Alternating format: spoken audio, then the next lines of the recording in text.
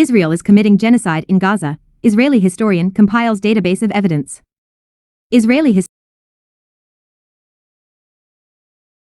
The enormous amount of evidence I have seen, much of it referenced later in this document, has been enough for me to believe that Israel is committing genocide against the Palestinian population in Gaza. An Israeli historian has concluded that Israel is committing genocide in its war on Gaza and compiled an online database of evidence of the atrocities committed over the past year in the besieged enclave. I, Lee Mordecai, a historian by profession and an Israeli citizen, bear witness in this document to the situation in Gaza as events are unfolding. Lee Mordecai, an associate professor at the Hebrew University of Jerusalem, states in the summary of his report titled Bearing Witness to the Israel-Gaza War. The enormous amount of evidence I have seen, much of it referenced later in this document, has been enough for me to believe that Israel is committing genocide against the Palestinian population in Gaza, Mordecai continues. The English translation of the latest updated version of the report, dated December 5, 2024, is 124 pages and contains over 1,400 footnotes referencing thousands of sources, including eyewitness reports, video footage, investigatory materials, articles and photographs, according to Haaretz. The evidence I have seen and discussed indicates that one of Israel's very likely objectives is to ethnically cleanse the Gaza Strip, whether in part or in total, by removing as many Palestinians as feasibly possible, Mordecai says. Haaretz says the report constitutes the most methodical and detailed documentation in Hebrew. There is also an English translation of the war crimes that Israel is perpetrating in Gaza. The online report includes sections titled The Massacre of Palestinians, Causing Deaths of Civilian Populations, Dehumanization, Ethnic Cleansing, Hostages, the West Bank, the Media and Propaganda and U.S. Involvement. Mordecai also has a featured section on the second raid of the Al-Shifa Hospital in March 2024, the U.S. campus protests from April to May 2024, and the North Gaza operation, dated October to December 2024. Horrific footage, testimony. Mordecai says the dehumanization of Palestinians is now normative, pervasive and obvious in many hundreds images and videos, almost all of which were uploaded by IDF soldiers to social media. These videos and images, the report says, present shooting civilians waving white flags, abuse of individuals, captives and corpses, gleefully damaging or destroying houses, various structures and institutions, religious sites and looting of personal belongings, as well as randomly firing their weapons, shooting local animals, destroying private property, burning books within libraries, defacing Palestinian and Islamic symbols, including burning Qurans and turning mosques into dining spaces, and declaring a new Nakba. One video, for example, the report says shows tens of Palestinian captives from Gaza sitting in a bus tied up and with their eyes covered. An Israeli soldier then demands that they praise his family and state that they want to become slaves to his family forever and ever. Another testimony of a Gazan doctor states that the detained director of Al-Shifa Medical Complex was made to crawl like an animal, had a chain placed around his neck and was told to eat from a bowl like a dog. A Gazan detainee said that IDF soldiers placed women detainees from Gaza in the men's section while being completely naked, and cut the hair of some of the women detainees. A detained Gazan woman recounted her story, says the report, about the abuse and humiliation she suffered during her own detainment, during which she was separated from her little children and IDF soldiers beat her on multiple occasions as well as threatened to bury her alive. Another documented case is of a Palestinian woman who claimed that the Israeli soldiers carved a Star of David on her husband's back during his time in detention. One soldier filmed a dog eating the corpse of a Gazan, exclaiming that it took the corpse of the terrorist apart, then moved his camera to discuss the beauty of the view and the sunset. Mainstream media propaganda. Mordecai says the situation has been made possible through the strong support of most mainstream media in Israel as well as the West, primarily in the United States, the United Kingdom and Germany. He notes that from the beginning of the war, Israel has waged an information campaign that emphasized the horrors of the October 7 attacks with both reliable and unreliable factual claims. Limited information flows from Gaza, discredited critical voices outside Israel, and curtailed domestic discourse to rally the Israeli public around the war.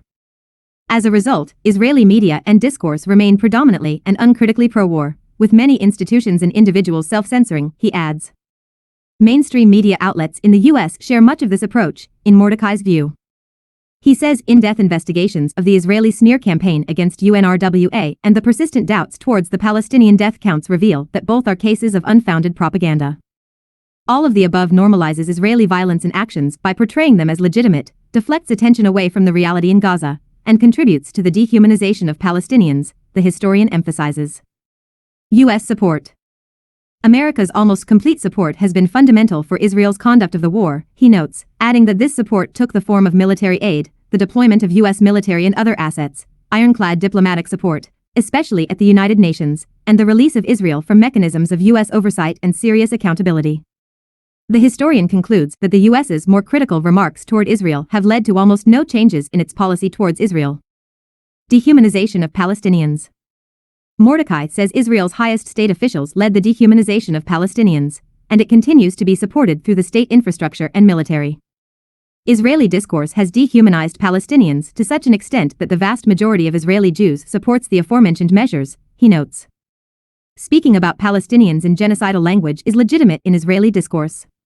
The dehumanization results in widespread abuse of, and violence towards, detained Palestinians and Gazan civilians and their property, all with almost no consequences, the historian adds.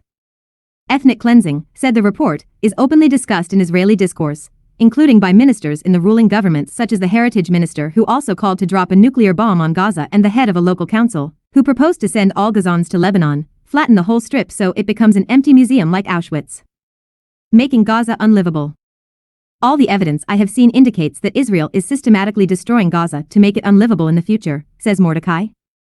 The report points to Israel having dropped 6,000 bombs on Gaza, over the annual total used by the U.S. in Afghanistan, in the first week following October 7. While in the first 3 months of fighting, Israel had destroyed over 10,000 buildings in the Strip, compared to some 4,700 buildings in Aleppo after 3 years of fighting. Israel is said to have dropped over 500 2,000-pound bombs within the densely populated urban area, despite the massive collateral damage these bombs cause, causing death or injury in a radius of up to 365 meters around the target.